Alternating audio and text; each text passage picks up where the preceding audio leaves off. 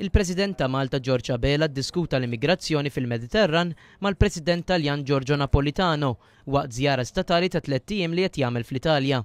Fl-laqgħa li kellhom f'Ruma, Napolitano sejjaħ għall-politika komuni Ewropea dwar l-immigrazzjoni u esprima dispjaċir li dan is-suġġett ġie li jwassal għal disgwit politiku bejn Malta u l-Italja. Giorgia Bela kellu wkoll laqgħa mal-Prim Ministru Taljan Mario Monti waqt li kien mistenni jiltaqa' mal-Speaker tal-Kamra tad-Deputati Gianfranco Fini. Il-President huwa akkumpanjat mis-Sinjura Margherita Bela kif ukoll mill-Viċi Prim Ministru u Ministru tal-Affarijiet Barranin Tonio Borg u s-Sinjura tiegħu. Huma jirritornaw Malta nhar il-ħamis li ġej wara nofsinhar fin-nuqqas ta' Giorgia Bela Anton Tabone wara aġent President.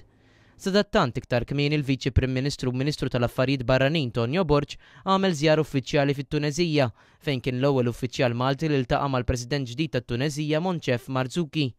Huma tkellmu dwar l-oqsma li fihom jistgħu jikkoperaw iż-żewġ pajjiżi bħas-saħħa u l-edukazzjoni, waqt li Tonio Borg semma l-għajnuna li Malta tagħti lit-Tunezija f'forma ta' scholarships. Tonio Borg kellu wkoll laqgħat mal-Prim Ministru u l-Ministru tal-Affarijiet Barranin tat-Tunezija.